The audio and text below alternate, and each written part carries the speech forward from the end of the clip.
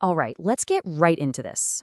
We're looking at an absolutely huge musical project, a composer who set out to create a 12-part cycle called Year in the Life. But this wasn't just about, assigning a simple mood to each month. The goal here was way bigger, to capture the entire emotional and structural journey of a calendar year in music. But that brings up the big question, doesn't it? How do you actually pull that off? How do you translate something as abstract as the feeling of a year passing into actual notes, rhythms, and instruments? It's a seriously fascinating problem for any composer to tackle. And the composer's solution here is just brilliant, mainly because it goes against everything we normally think about how seasons work. It's not about these gentle fades from one to the next. No, the real secret is found in the moments of rupture, the points where a long-building mood suddenly, completely shatters. And this central idea, these powerful moments of rupture, it actually has a name. The composer calls them phase shifts. And believe me, they are the absolute key to unlocking the entire structure of this year-long musical journey. This really gets right to the heart of it. Most of us think of the year as a gradual change, right? A slow, smooth fade between the seasons. But this composer's vision was totally different. It focuses on these sharp, dramatic, almost violent breaks, the moments that completely reset the year's emotional direction. So let's get a really clear definition here. A phase shift isn't just a simple change. It's a psychological event. Think about that feeling when a super long, oppressive heat wave finally breaks, or when the deep, biting cold of winter is just shattered by the first true day of spring. The mood doesn't just ease up, it cracks. So here it is, the entire blueprint for the year. The composer pinpoints two major ruptures, the break from the deep cold of winter and the break from the oppressive heat of summer. The other transitions, like spring into summer, are treated as smooth continuations, basically an intensification of what's already there. So let's take a closer look at that first rupture.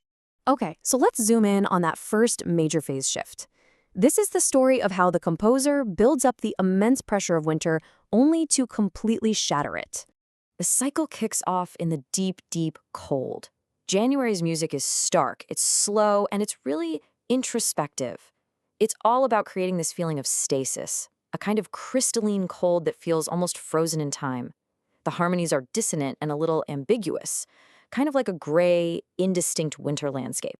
Now, to get this really specific sound, the composer uses this super unusual wind quartet. It's a combination you just don't hear very often, and it's because each instrument has a very specific job to do. The clarinet is kind of like the main voice searching around. The bassoon gives it this deep, tense foundation. The horn fills in the middle, and the trumpet adds that sharp, bright edge, almost like sunlight glinting off of ice. Then in February, the pressure just builds and builds. The music gets even slower, almost glacial. Two pianos are brought in to create this dense, shimmering soundscape that makes the cold feel even deeper. The whole piece ends with this one long, sustained chord that's held until the sound completely fades to nothing. It's like the entire world is holding its breath, just waiting for something to break. And after all that tension, this is the moment. This is the payoff. The whole idea behind the music is that this kind of deep cold doesn't just fade away. It has to be broken. And bam, March arrives and it musically shatters February's stillness. The composer uses this bold, jarring harmonic shift called a tritone modulation.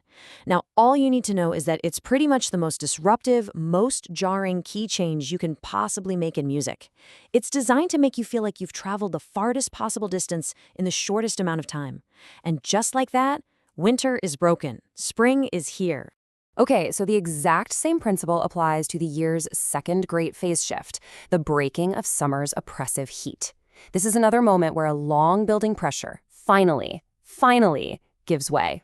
So the composer sets the scene in July, and the vibe is pure 40s urban noir. Think sultry, humid city nights. The heat is definitely there, but it's still kind of enjoyable. The harmonies are just hanging in the air, but they don't choke you. The city can still breathe. And this is where the composer does something really, really clever. To create the oppressive heat of August, they use almost the exact same music and instruments as July. The key insight here is that the problem isn't new heat, It's too much of the same heat. The relentless continuity itself becomes the enemy. It becomes claustrophobic and adversarial.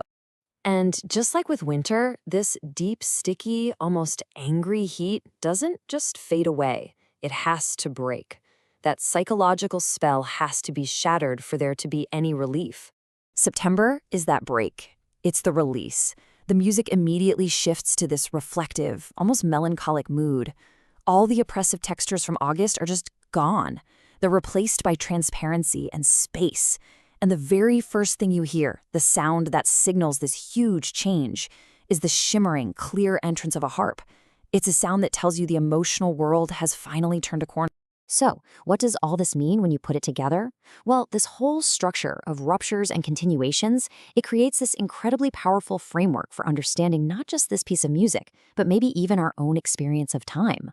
Because, it's not all about these big, dramatic breaks. The composer also masterfully handles the smooth transitions.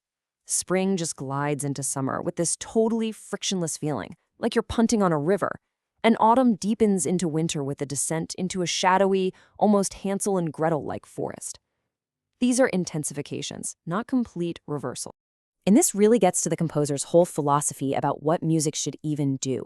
They're balancing two forces. The first is what they call horizontal music. Think of it as the story, the melody moving forward. It answers the question, where are we going? The second is vertical music. That's the harmony, the mood, the atmosphere you feel right now. It answers the question, where are we now? It's all about dwelling inside a single moment. And the combination of these two, the horizontal story and the vertical mood, that's what the composer calls composing on a 45-degree angle. I mean, what a brilliant metaphor, right? Creating music that has both forward momentum and a deep atmospheric texture at the exact same time.